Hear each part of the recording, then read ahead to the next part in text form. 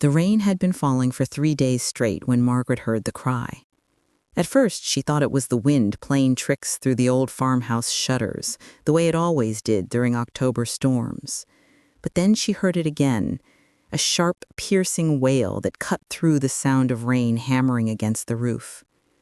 Margaret set down her knitting needles, her arthritis-gnarled fingers trembling slightly as she pushed herself up from her favorite armchair.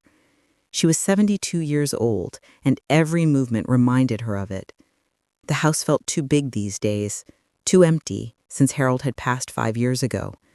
But she kept it immaculate, kept the guest rooms ready, kept hoping her family would visit more often than they did. The crying grew louder as she approached the front door. Her heart began to race. Through the frosted glass panel, she could see something on the porch. A bundle, a basket. Her breath caught in her throat as she fumbled with the deadbolt, her mind refusing to accept what her instincts were already screaming. The door swung open, and there, in a wicker basket covered with a soaked pink blanket, was a baby. A tiny, red-faced infant, maybe a few weeks old, screaming against the cold wind and rain that whipped across Margaret's porch. "Oh my God," Margaret gasped, immediately bending down despite the protest in her knees. She scooped up the basket and rushed inside, kicking the door shut behind her. The baby's cries intensified, little fists waving desperately in the air. That's when Margaret saw the note.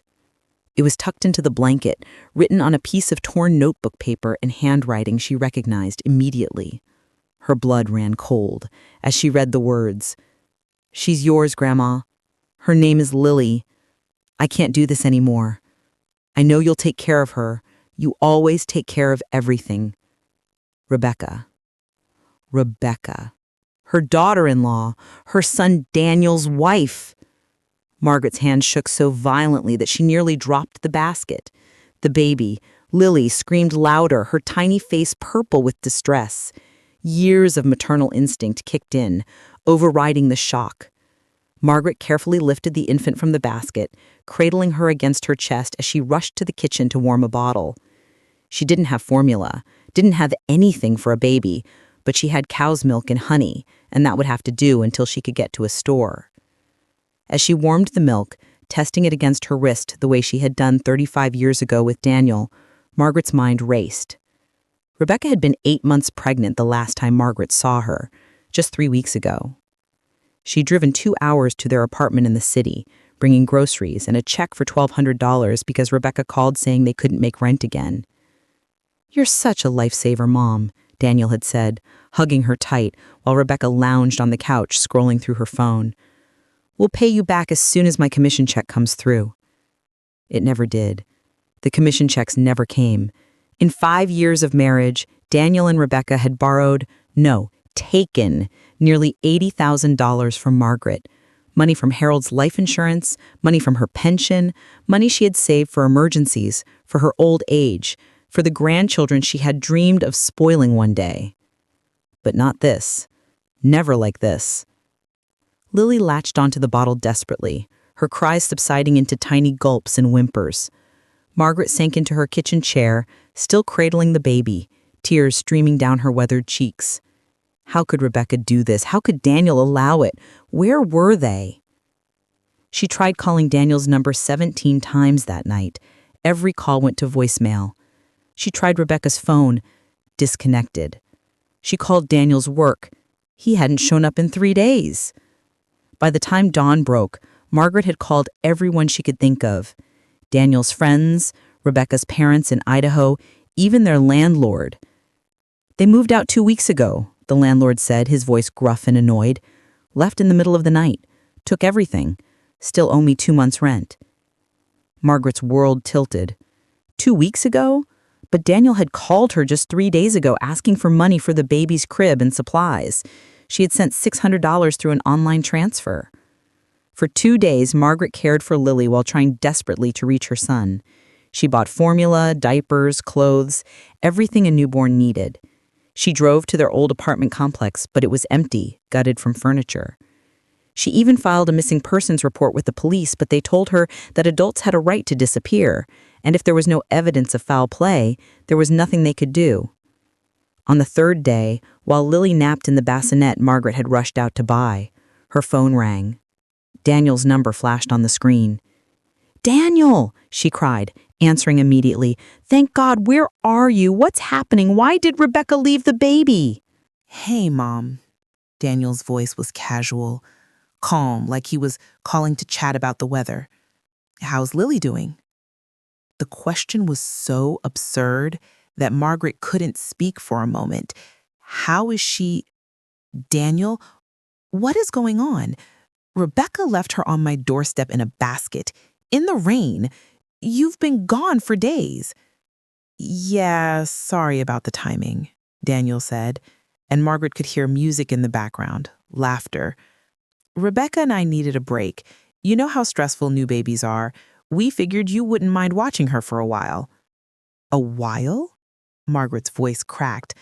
"Daniel, you can't just abandon your child." "We're not abandoning her, Mom. Don't be so dramatic. We just need some time to get our heads straight. Rebecca's been dealing with postpartum stuff and I've been stressed about work. We're taking a little vacation to figure things out." "A vacation?" Margaret stared at the phone in disbelief. "You left your newborn daughter on my porch and went on vacation?" "We knew you'd take care of her. You're great with kids. Look, we'll be back in a few weeks, maybe a month. Just do what you do, okay? We really appreciate it." "Daniel, Harold, Thompson, you listen to me." But the line was already dead. Margaret stood in her kitchen, the phone still pressed to her ear, her entire body numb with shock. This wasn't real. This couldn't be her son, the boy she had raised with love and care, the boy she had sacrificed everything after his father died. Harold had left them comfortable, but Margaret had always been generous, always helping, always giving. Maybe too much. The weeks turned into months. Margaret took care of Lily because what else could she do? Let the baby go into the system? Call Child Protective Services on her own son? Every time she considered it, she looked at Lily's sweet face, her Harold's blue eyes staring back at her, and she couldn't do it. Daniel called every 2 weeks or so, always cheerful, always brief. "Thanks for watching her, Mom. You're the best. We'll be back soon, I promise." But soon never came. Margaret tried to pin him down, tried to demand answers, but he always had an excuse. Rebecca was still recovering. They were staying with friends. He was working on a big deal. They needed just a little more time. And Margaret, God help her, kept believing him, kept hoping, kept taking care of everything. When Lily was 4 months old, Daniel called asking for money. "The vacation rental fell through and we're stuck with the bill. Can you help us out? Just $2,000. We'll pay you back as soon as we're home." Margaret sent it. She always sent it. When Lily was 6 months old and finally sleeping through the night, Margaret received a package in the mail. Inside was a stack of documents. Legal papers that made no sense at first, power of attorney forms, healthcare directives, property transfer agreements, all with places for her signature. The note attached was typed impersonal. "Mom, our lawyer said we need these signed for estate planning purposes. Just a precaution since you're getting older and you're watching Lily. Sign where the X's are and send them back. Love ya." Margaret stared at the papers, something cold settling in her stomach. She wasn't a lawyer, but she wasn't stupid either. She took the documents to her neighbor, Patricia, whose daughter was an attorney. "Don't sign anything," Patricia said after one look at the papers. "Margaret, these would give Daniel complete control over your finances, your property, your medical decisions. If you signed these, he could sell your house without your permission. He could access every penny you have." Margaret's hand shook as she clutched her coffee cup. "But why would he? He's my son. He wouldn't." Patricia's expression was gentle but firm. "You've been taking care of his daughter for 6 months, Margaret. Where is he? Where's his wife? And how much money have you given them over the years?" The number haunted Margaret that night as she lay in bed, Lily sleeping peacefully in the bassinet beside her. She had never kept track, never wanted to. She was a mother. You helped your children. You didn't keep a ledger. But that night, she started calculating. The rent payments, the car repairs, the emergency loans, the money for Rebecca's medical bills, for Daniel's business ventures that never materialized, for the baby supplies before Lily was born, the check for their wedding that Margaret had paid for almost entirely because Rebecca's parents couldn't afford it, the money for their honeymoon. By dawn, Margaret had a number: $137,000. $137,000 in 5 years. She stared at the ceiling, tears running into her hairline, and felt something crack inside her chest. Not her heart breaking, that had broken months ago when she found Lily on her porch. This was different. This was something cold and clear and sharp. This was the sound of her eyes finally opening. Margaret didn't call Daniel. She called Patricia's daughter, the attorney, whose name was Catherine Mitchell. Within a week, Margaret was sitting in a downtown law office, Lily in her carrier beside her, laying everything out. "I want to know my rights. I want to know what I can do." Catherine was in her 40s, sharp-eyed and professional. She took notes as Margaret talked, her expression growing darker with each detail. "Mrs. Thompson, what they've done is child abandonment," Catherine said finally. "They left an infant without making any legal arrangements for her care. You could call CPS right now, and Rebecca and Daniel would be facing criminal charges." "I don't want to hurt them," Margaret said quickly. I want to protect myself and Lily." "Then we need to file for emergency custody. You need legal guardianship so that you have the right to make decisions for her. And we need to make sure your assets are protected.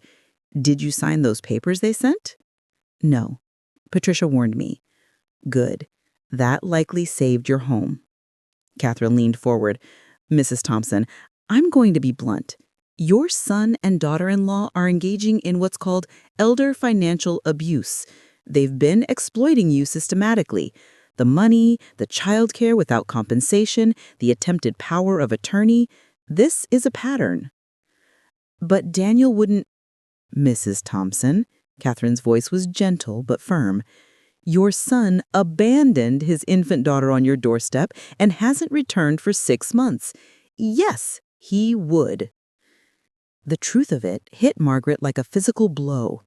She sat back in her chair, one hand instinctively reaching out to touch Lily's carrier. The baby cooed softly, oblivious. "What do I do?" Margaret whispered. "First, we file for custody. Then we protect your finances.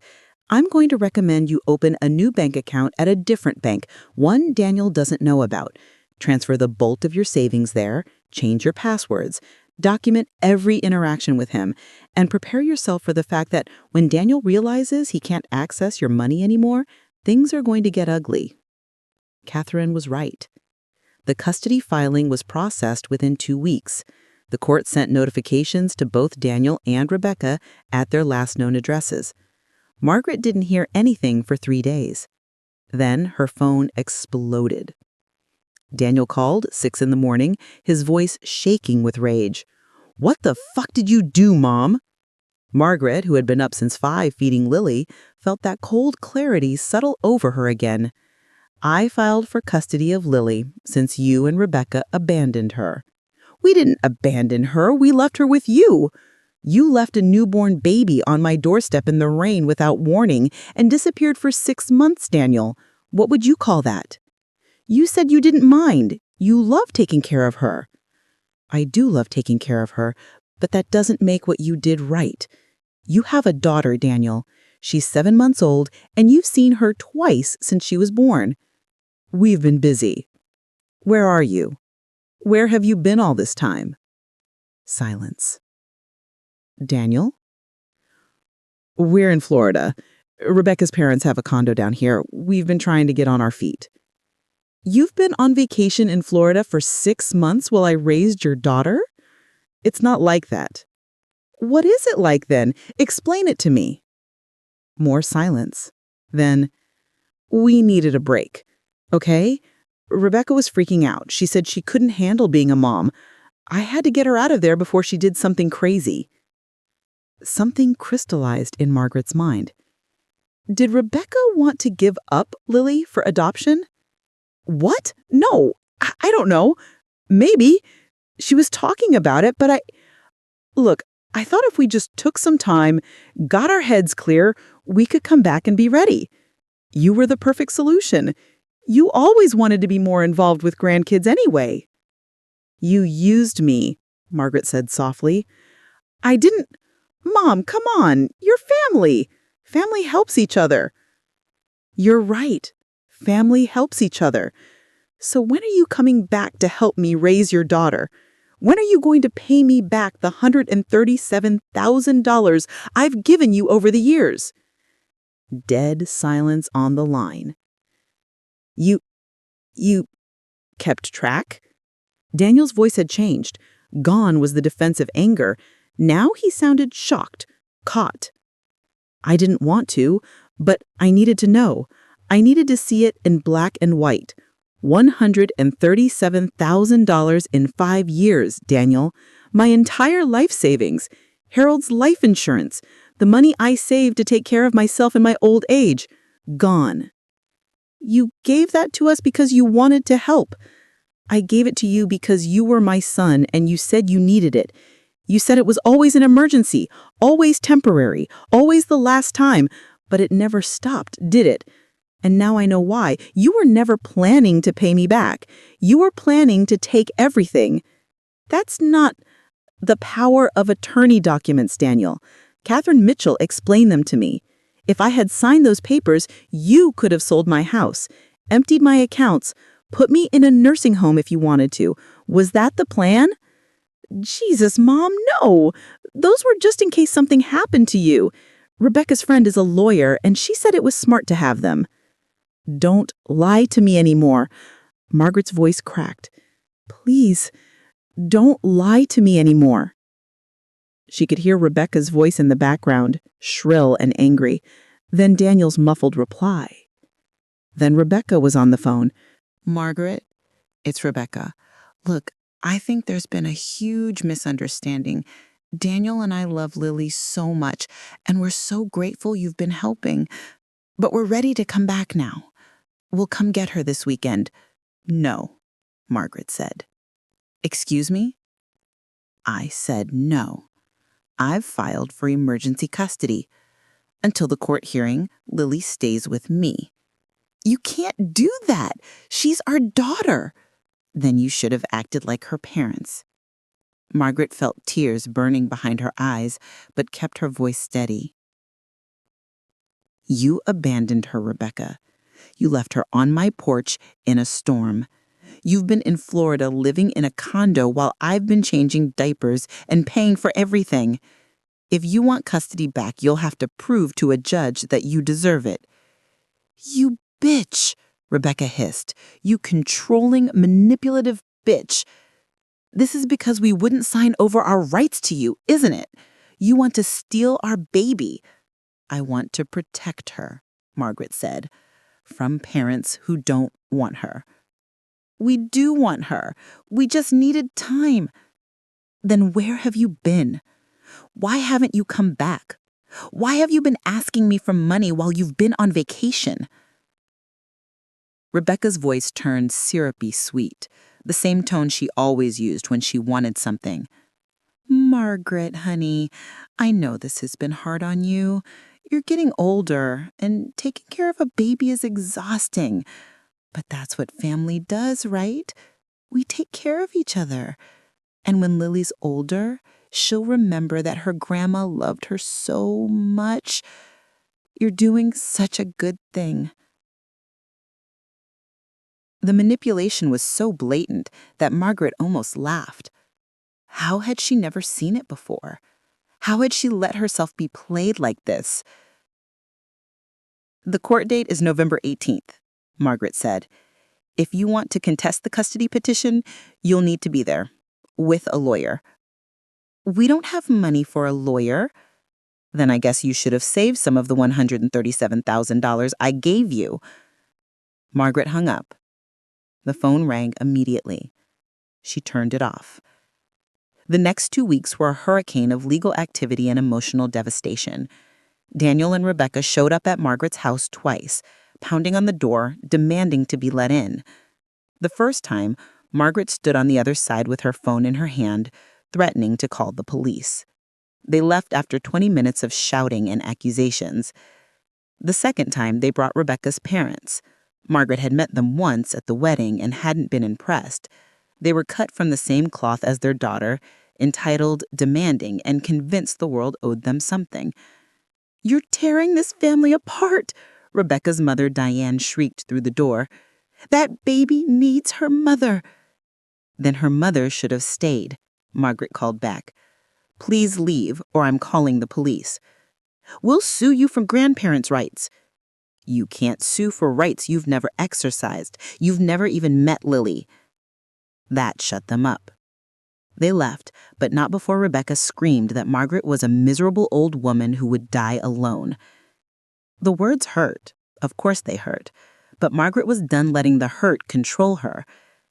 Catherine filed additional motions documenting Daniel and Rebecca's attempts at harassment. She also filed a restraining order on Margaret's behalf, which was granted temporarily pending the custody hearing.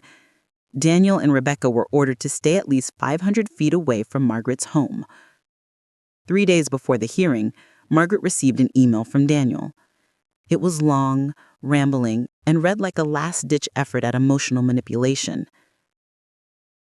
"Mom, I don't understand how we got here. I'm your son. You raised me to believe that family is everything, that we stick together no matter what. Now you're treating me like a criminal. All I did was ask for help during a difficult time. Yes, Rebecca struggled after Lily was born.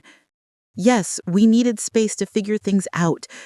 But we always intended to come back. We always loved Lily. You're making this out to be something it's not. Remember when I was 8 and Dad died? Remember how hard that was on both of us? You told me then that we were a team, that we'd always take care of each other. I believed you. I've always believed you. And now you're throwing that all away over money. Money that you gave freely. Money that you said was a gift, not a loan. Rebecca and I have talked, and we decided that maybe it's best if we do have Lily back. You're getting older, Mom. This is too much for you. We can see how this stress is affecting you. You're not thinking clearly. You're paranoid and angry and making decisions that don't make sense. If you drop the custody case, we can forget all of this. We can go back to being a family. Lily can grow up knowing her grandma loved her, instead of remembering that her grandma tried to take her away from her parents. That's what you want, isn't it? To be the loving grandma? Think about what you're doing. Think about your legacy. Do you really want to be the woman who destroyed her own family? Margaret read the email 3 times. Each time, she felt the old instincts kick in, the guilt, the doubt, the fear that maybe she was wrong, maybe she was being too harsh, maybe she should just... No. She forwarded the email to Catherine without responding. The custody hearing was held in a small courtroom in the county courthouse. Margaret arrived an hour early with Catherine, her stomach in knots. Lily was with Patricia for the day. Margaret hadn't wanted to bring her into the chaos. Daniel and Rebecca showed up 15 minutes late with a court-appointed attorney who looked like he'd rather be anywhere else. They were dressed nicely, but Margaret could see the calculation in their eyes, the way they were trying to look like responsible parents rather than people who had abandoned their infant. The hearing took 3 hours. Catherine presented the timeline: the abandonment, the lack of contact, the financial exploitation, the attempted power of attorney. She had bank records, phone logs, the original note Rebecca had left in the basket. She had statements from Margaret's neighbors who had witnessed Daniel and Rebecca's harassment. Daniel and Rebecca's attorney tried to argue that they had been dealing with mental health crises, that they had trusted Margaret as a family member to help, that they had always intended to return. He painted them as young parents overwhelmed by circumstances who had made a mistake but were ready to make amends. Then the judge asked Daniel directly, "Mr. Thompson, where have you been living for the past 6 months?" "With my wife's parents, Your Honor, in their condo in Florida." "And what have you been doing there?" "Looking for work, Your Honor, getting our lives together." "Have you been employed during this time?" Daniel hesitated. "Not formally, Your Honor." "Have you sent any money to your mother for your daughter's care?" We didn't have any money to send, Your Honor." "But you were able to live in Florida for 6 months. My in-laws were helping us." "Did you ask your in-laws to help with your daughter's expenses?" Silence. The judge turned to Rebecca. "Miss Thompson, why did you leave your daughter on your mother-in-law's doorstep rather than asking for help directly?" Rebecca's eyes filled with tears. Perfectly on cue, Margaret bitterly thought. "I was suffering from postpartum depression, Your Honor. I wasn't thinking clearly. I knew Margaret would take good care of her, and I couldn't cope. I thought if I had some time to recover, I could come back and be the mother Lily deserves." 6 months, the judge said flatly. "You needed 6 months to recover?" "Yes, Your Honor." "And in those 6 months, how many times did you visit your daughter?" We didn't want to disrupt her routine." "How many times, Miss Thompson?" "None, Your Honor." The judge reviewed the documents in front of her for what felt like an eternity. Finally, she looked up. "I'm granting temporary custody to Mrs. Margaret Thompson. Mr. and Mrs. Thompson, you have abandoned your parental responsibilities for over 6 months. While I understand that mental health issues are real and serious, you have demonstrated no meaningful effort to resume your parental duties or provide for your child. You will be allowed supervised visitation 1 hour per week to be arranged through the court. We will reconvene in 6 months for a permanent custody hearing. At that time, you will need to demonstrate that you have secured stable housing and employment, that you have addressed any mental health concerns, and that you are prepared to take on the responsibilities of parenthood. Until then, Mrs. Thompson will have full legal custody." The gavel came down. Margaret closed her eyes and let out a breath she felt like she'd been holding for months. Behind her, she could hear Rebecca sobbing, loud, dramatic sobs that sounded performative even now.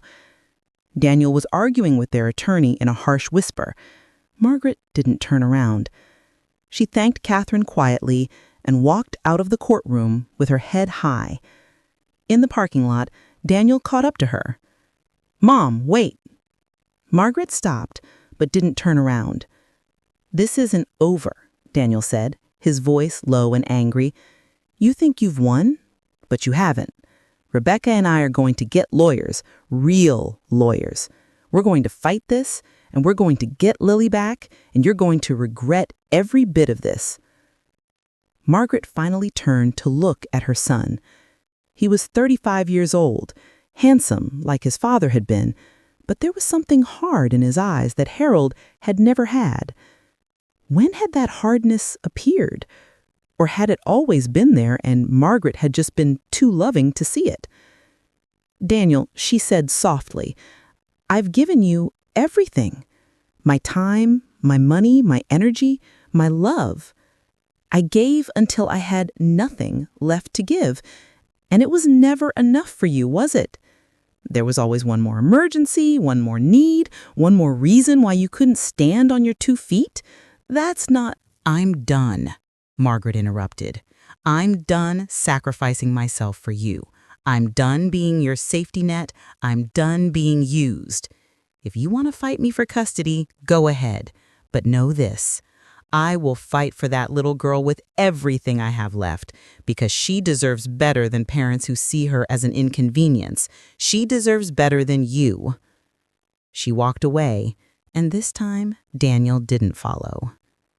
The next 6 months were the hardest and best of Margaret's life. She threw herself into caring for Lily, into rebuilding the pieces of herself that she had given away over the years. She started saying no, a word that felt foreign and powerful on her tongue. Daniel called twice, both times asking for money. Both times, Margaret refused. The second time, Daniel told her she was a heartless bitch and that he hoped she died alone. She hung up and blocked his number. Rebecca sent messages through social media, long, rambling posts about grandparents who steal children and elder abuse in reverse, and innocent young parents being victimized by the system. Margaret's friends rallied around her, reporting the posts, offering support, showing up with casseroles and offering to babysit so Margaret could have a break. Patricia's daughter, Catherine, became not just Margaret's attorney, but her friend. Over coffee one afternoon, Catherine told her, "You know, you're incredibly brave. Most people in your situation never break free. They keep giving until there's nothing left." "I didn't feel brave," Margaret admitted, watching Lily play with blocks on the floor. "I felt like a failure, like I'd failed as a mother." "You didn't fail. Your son failed himself. You gave him every opportunity to be a good person, and he chose not to be. That's not on you." The words helped, but the guilt lingered. Late at night, Margaret still found herself wondering if she should have done more, tried harder, been more patient. But then she'd look at Lily, growing, thriving, smiling, and she knew she had made the right choice. The permanent custody hearing came 6 months to the day after the temporary order. Daniel and Rebecca showed up, but they hadn't followed any of the judge's directives. They still lived with Rebecca's parents. Neither had steady employment. They had attended only 3 of the mandated supervised visits, and those had been disasters, where Lily had cried the entire time, not recognizing these strangers as her parents. The judge didn't deliberate long. "I'm granting full permanent custody to Mrs. Margaret Thompson, with an option for Mr. and Mrs. Thompson to petition for visitation rights in the future if they can demonstrate stability and genuine interest in their daughter's welfare. This court takes child abandonment seriously. You had multiple opportunities to show that you are ready to be parents, and you failed at every turn. Mrs. Thompson, you are now Lily's legal guardian with full parental rights." Margaret cried. Not sad tears, not happy tears, but something in between. Tears of relief, of exhaustion, of grief for the family she thought she had, and gratitude for the family she had built with Lily. As they left the courthouse, Catherine handed Margaret an envelope. "This is a civil suit against Daniel and Rebecca for the repayment of the funds they took from you. It's your choice whether to file it. You don't have to decide now." Margaret looked at the envelope, then at the car seat where Lily was babbling happily, oblivious to the drama that had shaped her young life. She thought about the $137,000, about Harold's life insurance and her savings and her retirement. She said, "File it." The civil case took another year to wind through the courts. Daniel and Rebecca never showed up for most of the hearings. Eventually, a judgment was entered in Margaret's favor for the full amount plus interest. Daniel and Rebecca would likely never pay. They had no assets, no income, no apparent intention of ever being responsible, but Margaret didn't care. The judgment was public record. It was proof, black and white, that she had been right, that she had been used, that she was done being a victim. 3 years after finding Lily on her doorstep, Margaret stood in her kitchen making breakfast, while a 3-year-old with Harold's blue eyes and Margaret's stubborn chin helped by smashing bananas into mush. "Gamma! Mess!" Lily announced proudly, banana smeared across her face. "Yes, baby, you certainly made a mess," Margaret laughed, wiping at the banana with a dishcloth. The house felt alive again. It was messier than Margaret would have ever allowed when she was younger, full of toys and tiny clothes and the chaos that came with raising a toddler at 75. Her back hurt more now. She was tired in ways she hadn't been before, but she was also happy in ways she had forgotten were possible.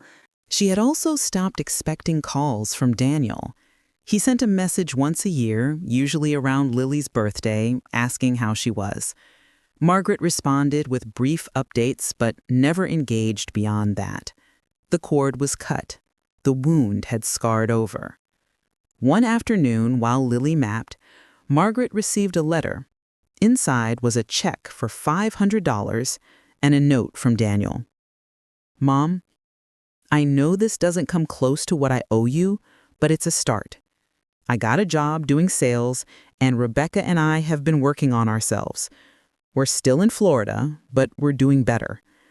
I'm not asking for anything. I just wanted you to know that I'm trying. Tell Lily I love her.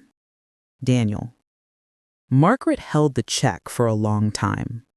$500 against a debt of nearly $150,000. It was insulting, really. Proof that even now, Daniel didn't truly understand what he had done.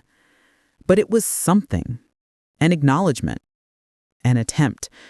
She deposited the check into Lily's college fund and filed the note away. Maybe Daniel was changing. Maybe he wasn't. Either way, it was no longer Margaret's job to save him. That evening, as Margaret rocked Lily to sleep, singing the same lullabies she had sung to Daniel so many years ago, she thought about her life. About all the years she had spent giving, sacrificing, putting everyone else first.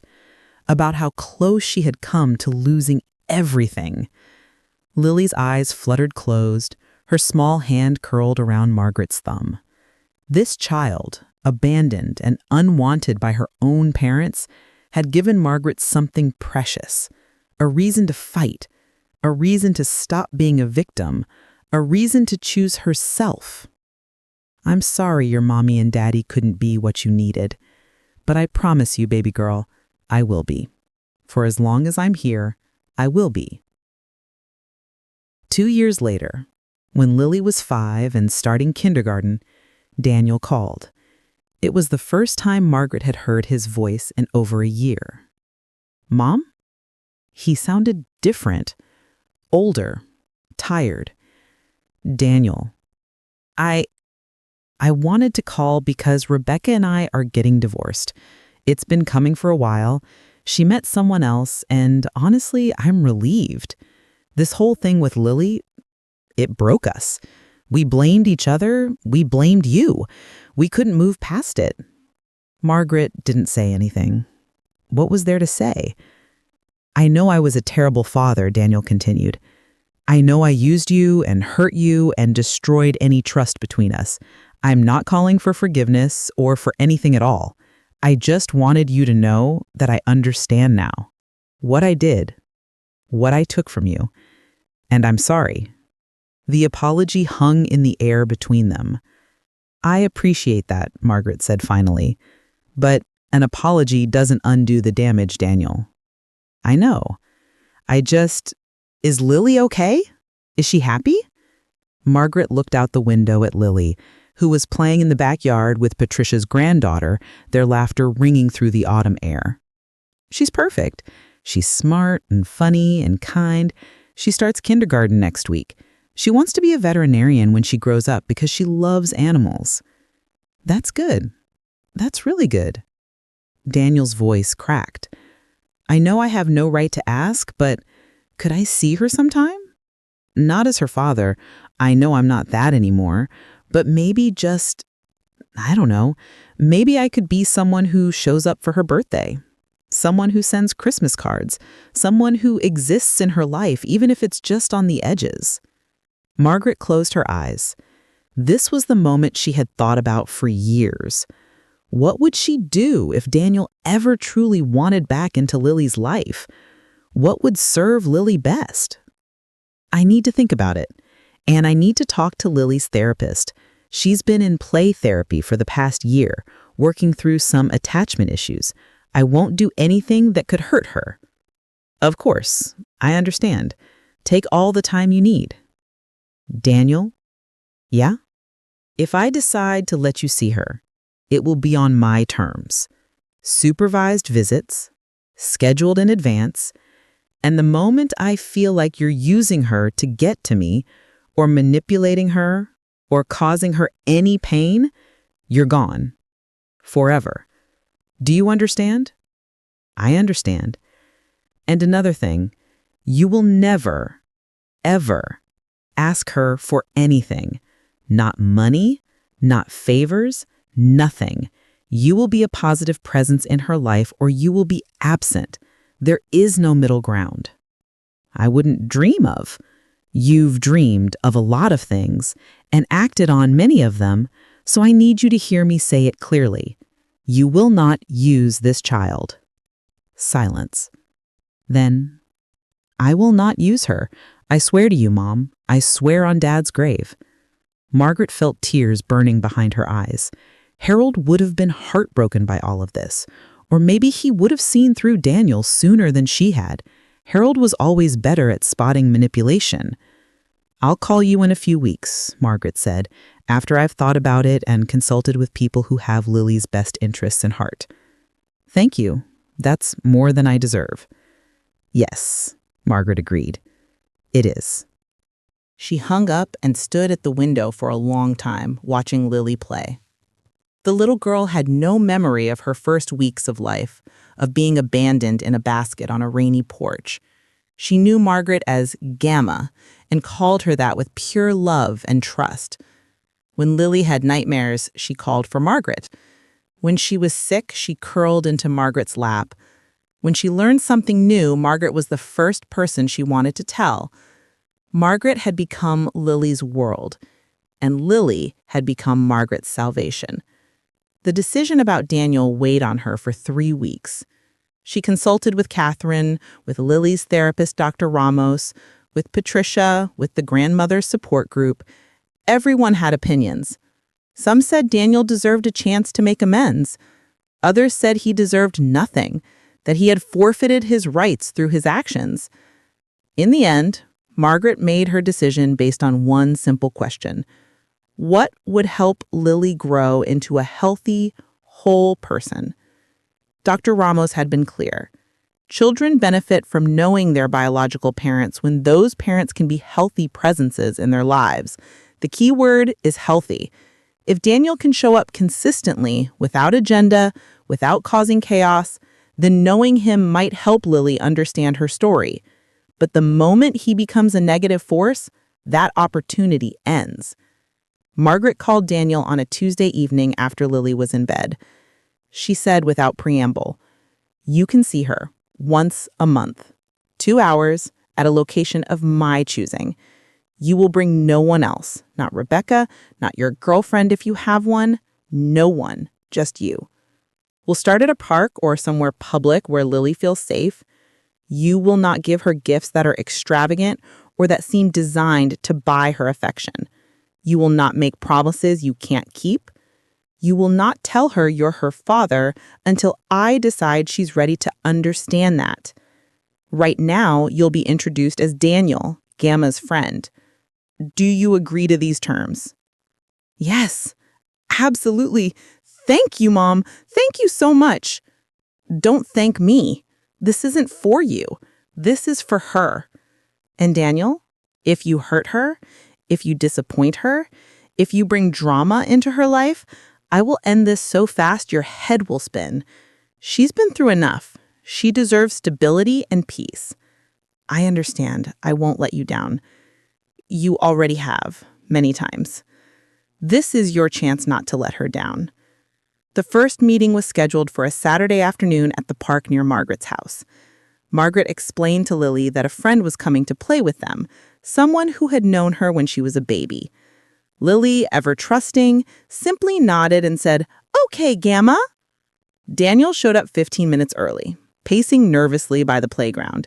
He had lost weight, Margaret noticed. He looked older than 38. The years had not been kind. When Lily ran ahead to the swings, Daniel's eyes filled with tears. "He's beautiful," he whispered. "She looks like Dad." "She acts like him too," Margaret said quietly. "She's kind, gentle with animals, loves to help people." They sat on a bench while Lily played, and Margaret laid out the ground rules again. Daniel listened without argument, nodding at everything. He seemed genuinely chastened, genuinely eager to do right. When Lily came over to ask Margaret to push her on the swing, Margaret introduced Daniel. "Lily, this is my friend Daniel. Daniel, this is Lily." "Hi," Lily said brightly, then looked at Daniel with curious eyes. "Do you like swings?" "I do," Daniel said with a voice thick with emotion. "Do you want me to push you?" Lily looked at Margaret for permission. Margaret nodded. "It's okay, sweetie." For the next hour, Daniel pushed Lily on the swing, helped her climb the jungle gym, and played a simple game of tag. He was gentle with her, careful not to overwhelm her, and he stuck to Margaret's rules. When it was time to leave, he said goodbye without fanfare. "Will you come back?" Lily asked him. Daniel looked at Margaret. She nodded slightly. "If your Gamma says it's okay, I'd really like that." "Okay." Lily waved and ran back to Margaret. In the car, on the way home, Lily said, "Gamma, your friend Daniel is nice. He's sad, though. I could tell." Margaret glanced at her granddaughter in the rearview mirror. "So perceptive, so emotionally intelligent." "Yes, baby, he is sad, but I think playing with you made him feel a little better." "Good. Everyone should have somebody to make them feel better." Margaret's eyes filled with tears. This child, this precious child, had a capacity for empathy that her father had never developed.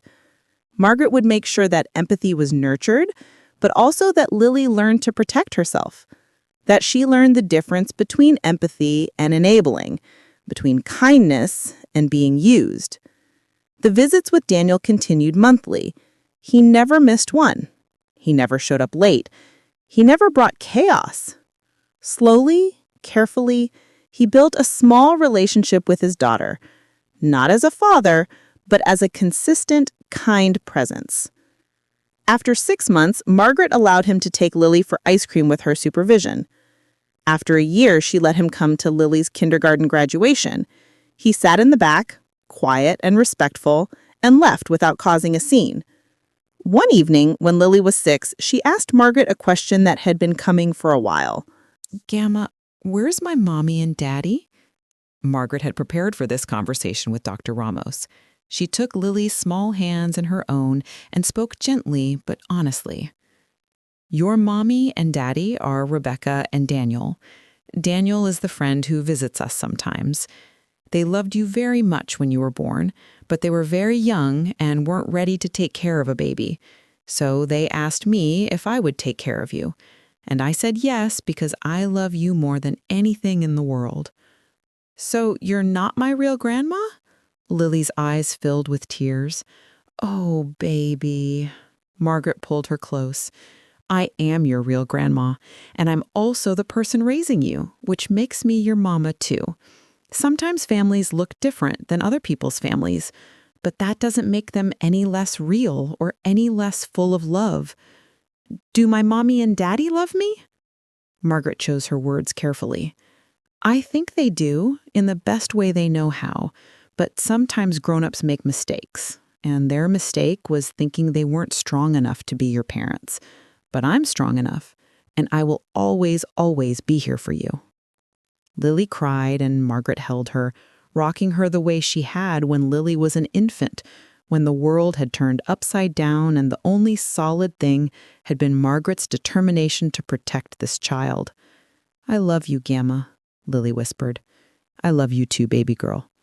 Forever and always." The conversation opened a door. Lily started asking more questions about Rebecca, about why she had left, about whether she would ever come back. Margaret answered everything, honestly, but age-appropriately, always making sure Lily knew that none of it was her fault. Daniel, when told about the conversation, broke down during their next phone call.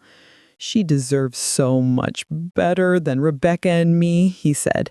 "You've given her everything we couldn't." "She deserves parents who wanted her enough to fight for her," Margaret said. "But she has me, and I will always fight for her." "I know, and I'm grateful. I know I keep saying that, but it's true." Margaret sighed. "Daniel, you're doing well with the visits. You're being consistent.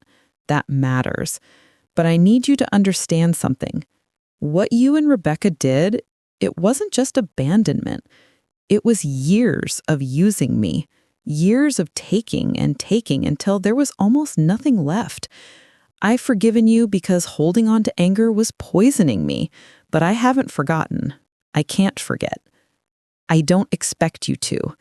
I think about it every day, about how selfish I was, how I convinced myself that you didn't mind, that you wanted to help. But the truth is, I knew I was using you. I just didn't care because it was easier than being a grown-up. It was the most honest thing Daniel had ever said to her. "Why now?" Margaret asked. "Why are you finally taking responsibility now?" Because I hit rock bottom. After Rebecca left, I was alone for the first time in my adult life. No wife to blame, no mother to bail me out. Just me and my failures. I started going to therapy, started looking at the patterns in my life, and I realized I was taught that people would always be there to catch me when I fell, so I never learned to not fall. You always caught me, Mom, and instead of being grateful, I resented you when you finally stopped.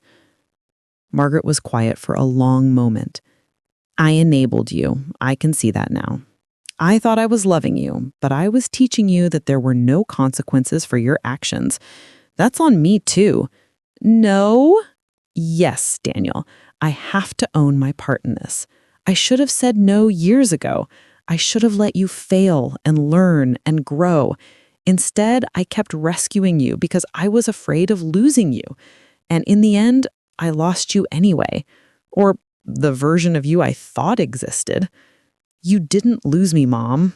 I lost myself, but I'm trying to find my way back. And even if you can never trust me again, even if the best I can ever be is the guy who shows up once a month to play with his daughter in a park, that's more than I deserve, and I'm grateful for it. The conversation stayed with Margaret for days. She had spent so long being angry at Daniel, and rightfully so. But she was beginning to see that they had both played roles in the dysfunction. He had taken advantage of her generosity, yes, but she had offered it without boundaries, without limits, without ever teaching him to stand on his own. It was a painful realization, but it was also freeing. She could let go of the fantasy that she had been a perfect mother whose son had simply gone wrong. The truth was more complicated, more human.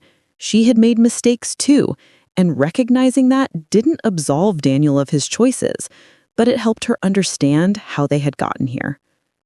When Lily was 7, Margaret sat her down for another conversation. "Sweetie, Daniel, my friend who visits, he's actually your daddy, your biological father. He's the person who helped make you, along with your mommy, Rebecca." "Really?" "Because I wanted you to get to know him as a person first, to see that he's kind and that he cares about you, and I wanted you to be old enough to understand." Lily processed this for a moment. "Is he going to take me away from you?" Margaret's heart clenched. "No, baby, never. This is your home. I'm your Gamma and I'm raising you. Daniel is your father, but he's not your parent. Not in the way that means he takes care of you every day. Does that make sense?" "I think so." Lily chewed her lip. "Can I still call you Gamma?" "Of course, always." "And can I call him Daniel? Calling him Daddy feels weird." Margaret smiled. "You can call him whatever feels right to you. Because I wanted you to get to know him as a person first, to see that he's kind and that he cares about you. And I wanted you to be old enough to understand." Lily processed this for a moment. "Is he going to take me away from you?" Margaret's heart clenched. "No, baby, never. This is your home. I'm your Gamma, and I'm raising you. Daniel is your father, but he's not your parent. Not in the way that means he takes care of you every day. Does that make sense?" "I think so." Lily chewed her lip. "Can I still call you Gamma?" "Of course, always." And can I call him Daniel? Calling him Daddy feels weird. Margaret smiled. You can call him whatever feels right to you. The next visit, Lily ran up to Daniel and announced, Gamma told me you're my real dad. Daniel looked at Margaret, who nodded. He noted down to Lily's level, I am, and I'm sorry I wasn't there for you when you were a baby. I made a lot of mistakes, but I'm really, really glad I get to know you now. It's okay, Lily said with the easy forgiveness of children. She says everybody makes mistakes. She says what matters is if you try to fix them. Daniel's eyes met Margaret's over Lily's head, and there was something broken and grateful in his expression. Your Gamma is a very wise woman.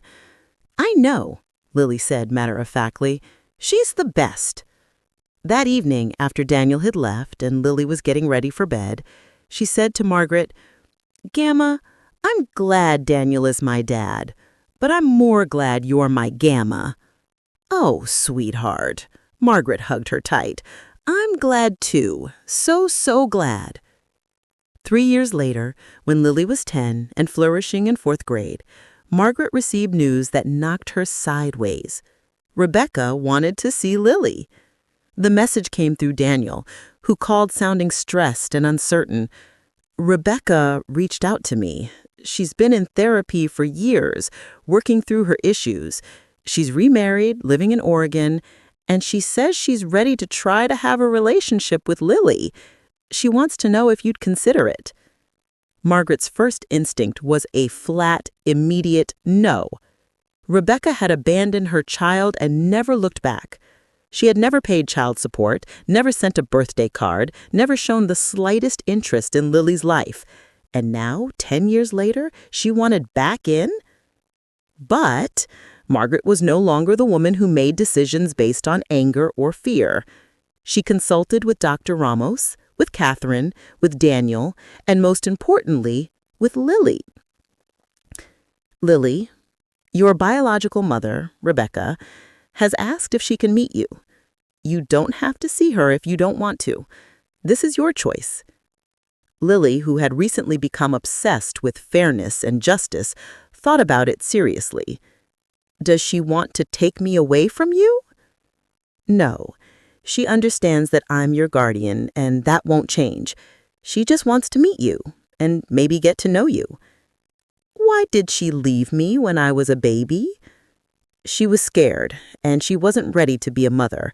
She made a very bad choice. But now she wants to be my mother? I don't know what she wants, honey. That's something you'd have to ask her if you decide to meet her.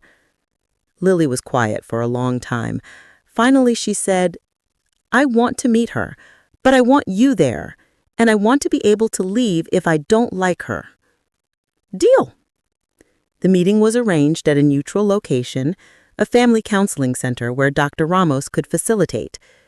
Rebecca flew in from Oregon, and Margaret saw her for the first time in a decade.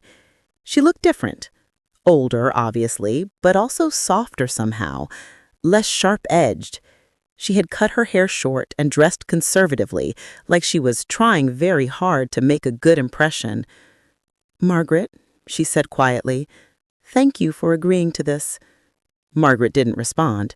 She simply nodded and kept her hand on Lily's shoulder. The meeting was supervised by Dr. Ramos, who laid out ground rules. Rebecca could ask Lily questions and share things about herself, but she could not make promises she couldn't keep, couldn't criticize Margaret, and couldn't overwhelm Lily with emotion or expectations. For an hour, Rebecca talked to Lily about her life, her job as a dental hygienist, her husband Mark, and their home in Portland. She asked Lily about school, about her interests, about her life. She was careful, measured, and clearly nervous. Lily, ever direct, finally asked the question Margaret knew was coming. Why did you leave me? Rebecca's eyes filled with tears. Because I was selfish and scared, and I didn't know how to be a mother. I thought I could run away from my responsibilities and everything would be fine. But I was wrong. I hurt you and I hurt your Gamma, and I've regretted it every day since. Do you want me back? No, sweetheart. Your home is with your Gamma. She's your parent. She raised you and loves you and gave you everything I couldn't. I don't want to disrupt your life. I just want to know you, if you'll let me. Lily looked at Margaret. What do you think, Gamma? I think that you should decide what feels right to you. If you want to get to know Rebecca, we can try that. If you don't, that's okay too. Lily turned back to Rebecca.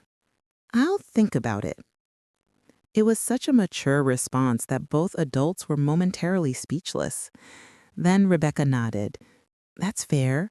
Take all the time you need. In the car afterward, Lily was quiet. Finally, she said, She seems nice, but she's a stranger. She is, Margaret agreed. Daniel isn't a stranger anymore. He's my dad who visits, but she's just someone who used to be my mom. That's a very insightful way to put it. I think I want to email her sometimes, maybe video chat, but I don't want her to visit a lot. Is that mean? No, honey, that's honest, and honesty is important. Over the next 2 years, Lily did exactly that. She emailed with Rebecca every few weeks, had video calls once a month, and slowly built a tentative relationship. Rebecca never pushed, never demanded more than Lily was comfortable giving. She sent appropriate birthday and Christmas gifts.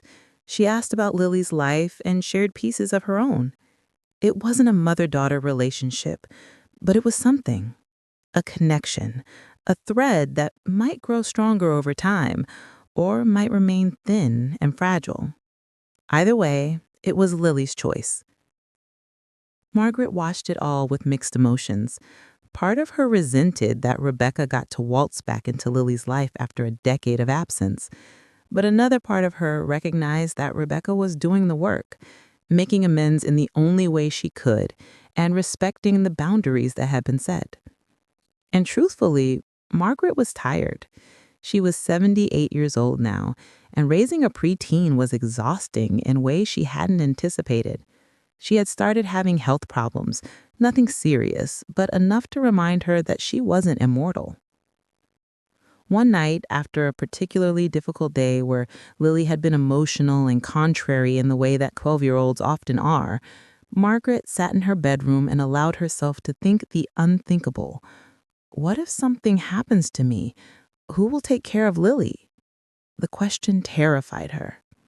She called Catherine the next day. I need to update my will and make sure everything is ironclad. If something happens to me, I need to know Lily is protected.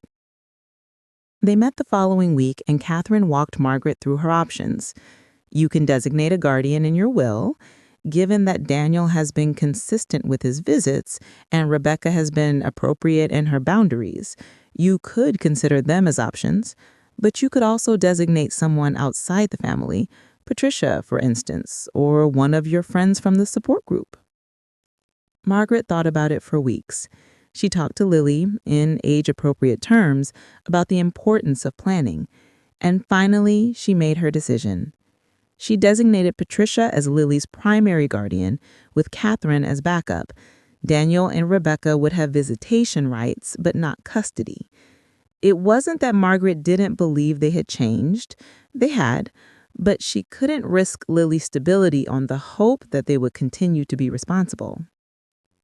Patricia, when asked, agreed immediately. I'd be honored, Margaret, but you're going to be around for a long time yet. You're too stubborn to go anywhere. Margaret laughed, but she felt better knowing there was a plan. When Lily was 13, Margaret started teaching her about money, about budgets and savings, and the importance of financial independence. They opened a bank account in Lily's name, and Margaret showed her how to balance it, how to track expenses, how to say no to impulse purchases. Why are you teaching me this now? Lily asked. Because I want you to be smarter than I was. I want you to know how to protect yourself, how to set boundaries, how to recognize when someone is using you. Like Daniel used to use you? Margaret was always surprised by how much Lily understood. Yes, like that. I won't let anyone use me, Gamma. You taught me too well. Margaret hugged her tight. Good, that's good. By the time Lily was 15, she was thriving. She was on the debate team, played soccer, volunteered at an animal shelter, and had a close group of friends. She still video chatted with Rebecca once a month and saw Daniel every few weeks. But Margaret was her anchor, her home, her safe place. Daniel, to his credit, had continued to be consistent. He had gotten married to a woman named Jessica, who was kind and stable and had no interest in disrupting Lily's life. They lived an hour away, and Lily sometimes visited them for an afternoon. Rebecca remained in Oregon, but she flew out once a year to see Lily. The visits were cordial but distant. They would never have the bond that Margaret and Lily had, and everyone had accepted that. One evening, as Margaret and Lily were making dinner together, a ritual they had maintained since Lily was old enough to stand on a stool and stir, Lily said to Margaret, "Gamma, I've been thinking about what I want to do for my senior project." "Oh yeah? What's that?" "I want to do something about financial abuse of elderly people, about how families take advantage of their parents and grandparents. I want to interview people and make a documentary." "That's a heavy topic." I know, but it's important because of what happened to you, what Daniel did. I want other kids to know that it's not okay, that just because someone is family doesn't mean they get to use you. Tears filled Margaret's eyes. You're an amazing young woman, Lily. I'm so proud of you. I learned from the best, Lily said, bumping her hip against Margaret's. The documentary project took Lily 2 years to complete. She interviewed Margaret extensively and honestly about what had happened. She interviewed other grandparents from Margaret's support group. She researched statistics and laws and resources. The final product was a powerful 20-minute film that won awards at her school and was eventually picked up by a local news station. Lily dedicated it to my Gamma, who saved me and then saved herself. When Margaret watched it for the first time, she cried through the entire thing, not from sadness, but from pride. This child, this incredible young woman, had taken the pain of their story and turned it into something that could help others. At Lily's high school graduation, Margaret sat in the front row with Patricia on one side and Catherine on the other. Daniel and Jessica were a few rows back, and Rebecca and her husband Mark had flown in from Oregon. It was a strange, blended family, full of complicated history and hard-won healing. When Lily walked across the stage to accept her diploma, she paused and pointed at Margaret, blowing her a kiss. The auditorium erupted in applause. Everyone knew their story by now, thanks to the documentary. That night, at the graduation party Margaret hosted in her backyard, Lily gave a speech. 15 years ago, my biological parents made a decision that could have destroyed me. They left me on a doorstep, in a basket, and they walked away. But my Gamma, Margaret Thompson, she picked me up. She didn't have to. She could have called the authorities and let me become part of the system, but she chose me. She chose to love me, to raise me, to fight for me even when it cost her everything. Gamma, you taught me what real love looks like. Not love that takes and manipulates and uses, but love that protects and sacrifices and stands firm. You taught me to be strong. You taught me that family isn't just about blood. It's about who shows up, who stays, who fights for you when the world is falling apart. I know our story started in a really dark place, but look at us now. Look at what we built together. You gave me a life, Gamma, and I'm going to spend the rest of mine making you proud. There wasn't a dry eye in the backyard. Daniel approached Margaret later in the evening, his own eyes red. Mom, I don't even know what to say. Then don't say anything, Margaret said. Just be the man your daughter thinks you are. Keep showing up, keep being consistent. That's all I've ever wanted from you." "I will. I promise." Rebecca approached more tentatively. "Margaret, thank you for everything, for raising her when I couldn't, for not poisoning her against me, for giving me a chance to know her." Margaret looked at this woman who had caused so much pain, who had walked away so easily. But she also saw someone who had done the work, who had respected boundaries, who had accepted her reduced role in Lily's life with grace. "She's an easy kid to love," Margaret said simply. That night, after everyone had gone home and Lily was asleep, Margaret sat in her favorite chair, the same one she had been sitting in 15 years ago when she heard that fateful cry. She thought about the journey she had been on, the woman she had been, and the woman she had become. She had lost so much: her savings, her relationship with her son, her naive faith that family always had your best interests at heart. But she had gained so much more: Lily, her strength, her self-respect, her ability to say no, and a community of women who understood her. The doorbell rang, startling her. It was late, almost midnight. Margaret's heart raced as she moved to the door, memories of another rainy night flooding back. But when she opened it, there was no basket, just Lily standing on the porch in her pajamas. "I couldn't sleep," Lily said. "I kept thinking about that night when Rebecca left me here, and I wanted to see where it happened, where you found me." Margaret stepped out onto the porch, wrapping her cardigan tighter against the cool night air. "Right here," she said, pointing to the spot. There was a wicker basket with a pink blanket. "Were you scared?" asked Lily. "I was terrified," Margaret admitted. "I had no idea what I was doing. I just knew I had to take care of you." They stood in silence for a moment, looking out at the quiet street. Then Lily said, "I'm glad she left me here with you. I know that's a weird thing to say, but it's true. If she had kept me, I wouldn't have you. And I can't imagine my life without you." Margaret pulled Lily into a tight hug. "I can't imagine mine without you either, baby girl." "I'm going to college in the fall," Lily said, her voice muffled against Margaret's shoulder. "Who's going to take care of you?" "I'll be fine," Margaret said, even though the thought of the empty house made her chest ache. "You need to go live your life. That's what I raised you for." "I'm only going 2 hours away. I'll come home every weekend if you want." "You will not," Margaret said firmly. "You'll come home when you need to, when you want to, but you'll also make friends and have experiences and build your own life. That's the whole point." "You're not getting rid of me that easy," Lily said with a smile.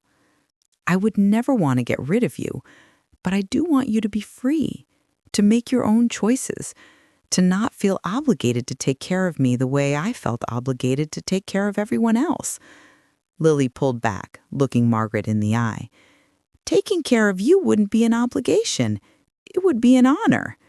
And standing there on the porch, where their story had begun in chaos and pain, Margaret felt a peace she had never known before. She had broken the cycle. She had raised a daughter, because that's what Lily was, truly, who understood the difference between healthy love and toxic obligation. "Come on, Margaret," said, steering Lily back inside. "Let's make some hot chocolate and watch one of those terrible reality shows you like." "They're not terrible," Lily protested, laughing.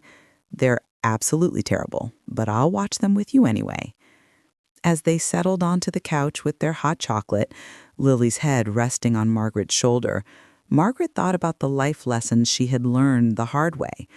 Love without boundaries isn't love. It's enabling. Real love requires strength, the courage to say no, the willingness to let people face the consequences of their actions. Real love means protecting yourself so you can truly protect others. She had been used, manipulated, and nearly destroyed by the people she loved most. But she had survived. She had fought back. She had built boundaries. And she had raised a young woman who would never make the same mistakes. That, Margaret thought, was the greatest victory of all. 15 years after hearing a baby's cry on a rainy night, Margaret Thompson understood that sometimes the most loving thing you can do is save yourself. Because in saving yourself, you can save others. You can break cycles.